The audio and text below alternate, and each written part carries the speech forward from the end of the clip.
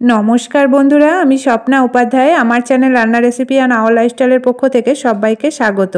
आज आमी आपनादेर संगे शेयर करब खूबई कम समये दुर्दान्त स्वादेर इलिश भापा। हाथे यदि समय कम थाके ताहले आपनारा एरकम भावे एकबार इलिश भापा करे देखते पारेन। आशा करी सकलेर खूबई भालो लागबे और गरम भाते दुर्दान्त लागे। एखाने आमी निये नियेछि बेश बड़ो मापेर 3 टुकरो इलिश माछ। एटाके भालो करे धुए परिष्कार करे नियेछि। एबार एर मध्य दिए दिচ্ছি हाफ चामच लवण। इलिश माछ जेहेतु नोना जलेर माछ ताई एर मध्य लवणेर भागटा कमई लागे, ताई अल्प परिमाणे लवण एपिट ओपिट भालो करे माखिए निते हबे। लवण माखिए निয়েছি। এবার দিয়ে দিচ্ছি হলুদ। হলুদও ইলিশ মাছের মধ্যে কম দিলে তবে কিন্তু বেশি সুস্বাদু লাগে খেতে, তাই হলুদও অল্প করে ইলিশ মাছের গায়ে এপিট ওপিট ভালো করে মাখিয়ে নিতে হবে। ইলিশ ভাপা বানানোর জন্য এখানে নিয়ে নিয়েছি একটা টিফিন বক্স। এবার এর মধ্যে দিয়ে দিচ্ছি বড় মাপের 2 চামচ পোস্ত বাটা, আর দিয়ে দিচ্ছি এখানে 1 চামচ বড় মাপের সর্ষে বাটা, কালো সর্ষে বাটা এখানে দিয়েছি, আর দিয়ে দিচ্ছি আদা পেস্ট হাফ চামচ, দিয়ে দিচ্ছি সামান্য পরিমাণে হলুদ, আর দিয়ে দিচ্ছি এখানে স্বাদমতো লবণ। এবার সবগুলোকে একসাথে ভালো করে মিশিয়ে নিতে হবে চামচের সাহায্যে। এবার দিয়ে দিচ্ছি এর মধ্যে স্বাদমতো কাঁচা লঙ্কা বাটা। ইলিশ ভাপাতে কাঁচা লঙ্কা বাটা দিলে কিন্তু খুবই সুস্বাদু লাগে, তাই কাঁচা লঙ্কা বাটা দিয়ে দিয়েছি স্বাদমতো, দিয়ে ভালো করে মিশিয়ে নিয়েছি। এবার এর মধ্যে দিয়ে দিচ্ছি সর্ষের তেল বেশ খানিকটা পরিমাণে।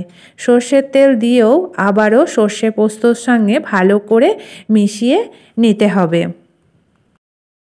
এবার একে একে লবণ হলুদ মাখানো ইলিশের টুকরোগুলো টিফিন বক্সে দিয়ে সর্ষে পোস্ত ভালো করে ইলিশের গায়ে মাখিয়ে দিতে হবে।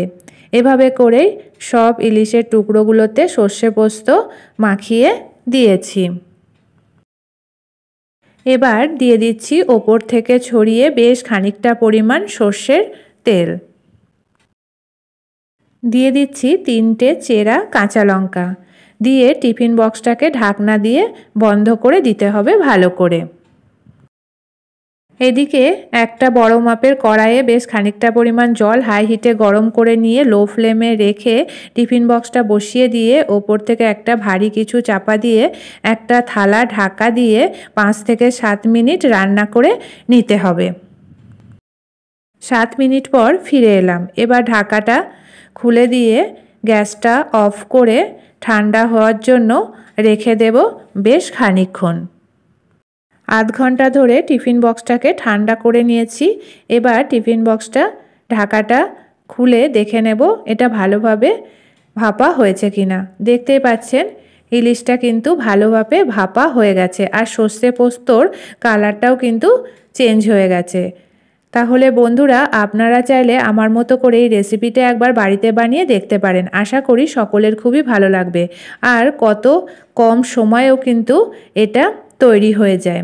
গরম ভাতের সঙ্গে এরকম ইলিশ ভাপা খেতে আমাদের কিন্তু সকলেরই খুবই ভালো লাগে। ভালো লাগলে লাইক শেয়ার কমেন্ট করবেন, আর আমার চ্যানেলকে এখনও যারা সাবস্ক্রাইব করেননি প্লিজ সাবস্ক্রাইব করে নেবেন। আমার ফেসবুক পেজটি প্লিজ ফলো করে নেবেন। আজকের মতো এটুকুই, আবার দেখা হবে আগামী নতুন পর্বে। ভালো থাকবেন, সুস্থ থাকবেন, ধন্যবাদ।